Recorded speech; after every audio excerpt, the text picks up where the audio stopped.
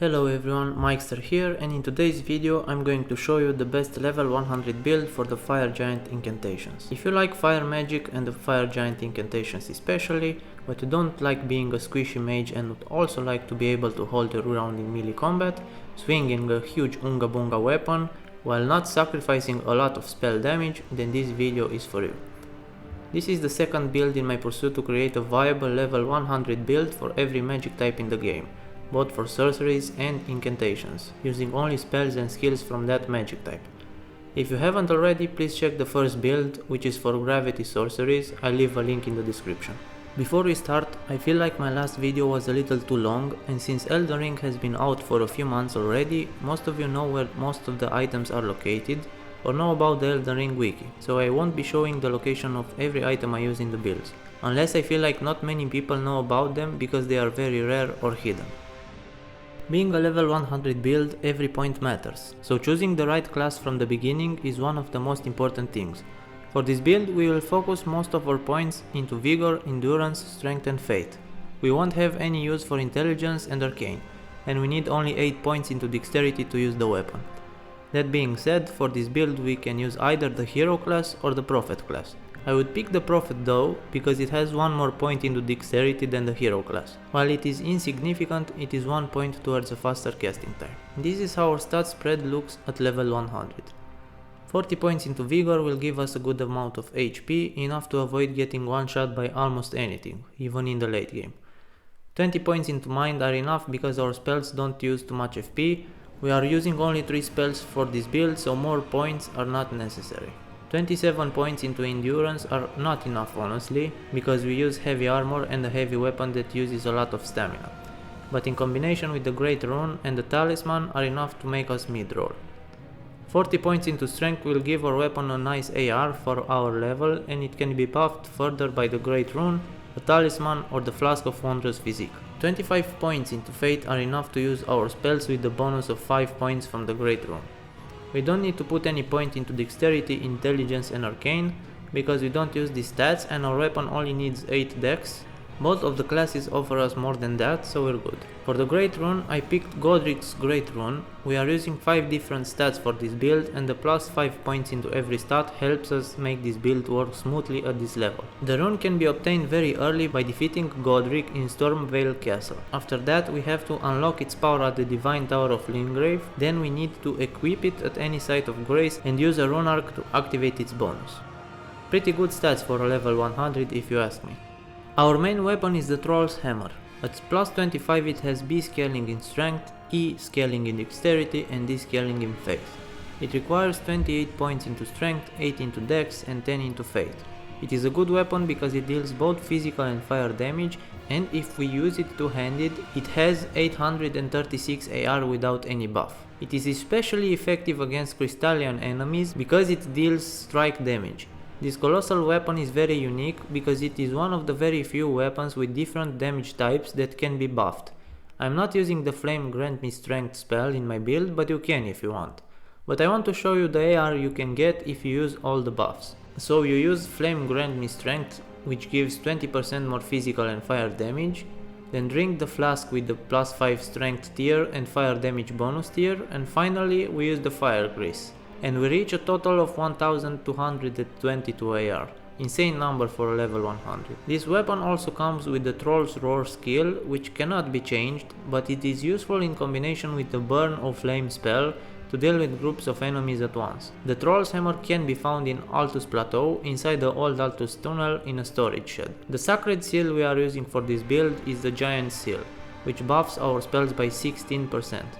At plus 25 it has D scaling in Strength and S scaling in Fate, and 182 incantation scaling, which is not too high but decent enough. The Giant's Seal can be found in the mountaintop of the Giant's area, inside the Giant Conquering's hero grave on a corpse.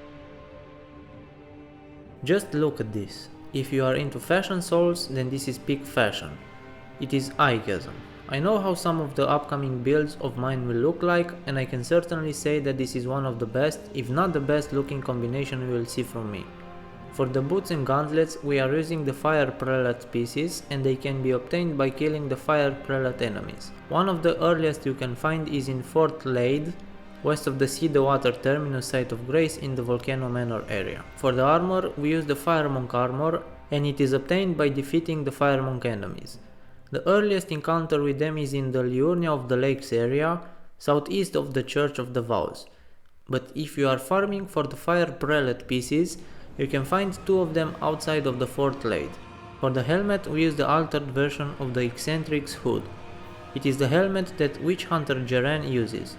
In order to obtain it, we need to progress into Selene's questline until the end, where we have to side with her and defeat Jeren, and he will drop his whole set. After that, alter it at any site of Grace. The whole set offers us a good damage reduction and 52 poise, which is decent. The talismans we use for this build are the Bullgoat Talisman, the Dragon Crest Great Shield Talisman, the Earthly Favor +2 Talisman, and the Fire Scorpion Charm. You can also use the Shard of Alexander if you want extra damage from the Barbaric Roar, or the Phlox Canvas Talisman if you want higher damage from your spells. I ended up picking the Bullgoat Talisman over the Phlox Canvas because the weapon swings slow, and without the extra poise I'd have a hard time landing hits during a trade. It also brings us to the nice number of 69.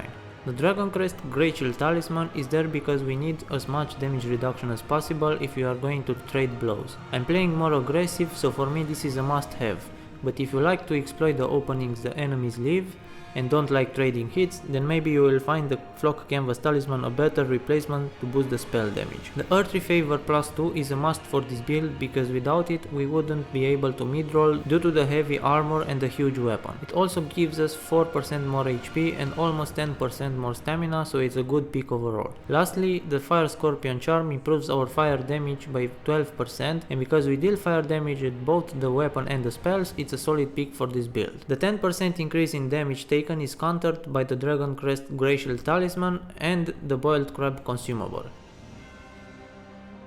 For this build we use only 3 spells. Flame Fall Upon Them and Giant's Flame Take Tea can be obtained from the Giant's Prayer Book. The prayer book can be found in the mountain top of the Giant's area at the top of the Guardian's Garrison, inside the chest. After that, give the book to the Pope Dog at the Church of the Vows and buy the spells for 23,000 runes. The last spell we use is Burn or Flame spell, which can be obtained with the Remembrance of the Fire Giant from Enya in the Round Table Hold. The Giant's Flame Take Tea spell costs 32 FP and can be charged for extra damage.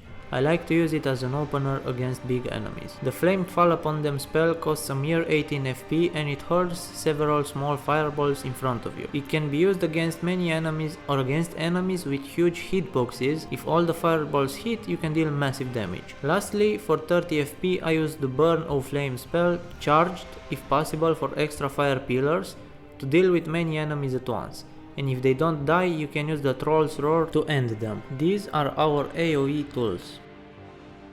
For this build I'm using the Fire Monk Spirit Ash. He can be found in the Giant's Mountaintop Catacombs at the bottom of the dungeon inside the chest.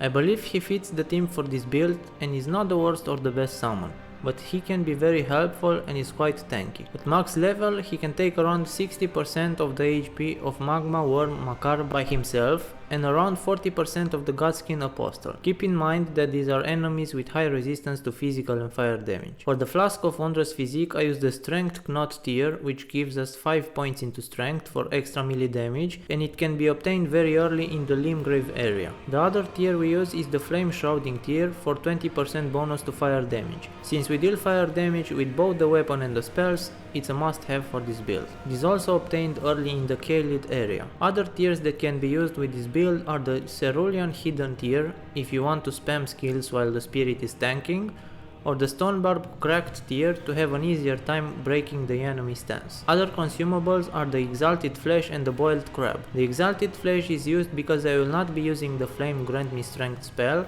If you use it, you don't need this consumable because they don't stack together. So my maximum AR when fully buffed will be 1163 instead of the 1222 you get with the spell. Boiled Crab is used for the 20% extra damage reduction. It does not stack with the Exalted Flesh however, so you can only use one at a time. For example, against Malikat, I use the Exalted Flesh during the first phase because he doesn't deal as much damage and I want to get as fast as possible to the second phase. During the second phase where he is more aggressive and he hits like a truck, I used the Boiled Crab. The Slavemaster uses the giant's red braid whip as the main weapon instead of the troll's hammer. He also makes use of the jellyfish shield in the offhand for its skill, which boosts all damage dealt by 20% for 30 seconds.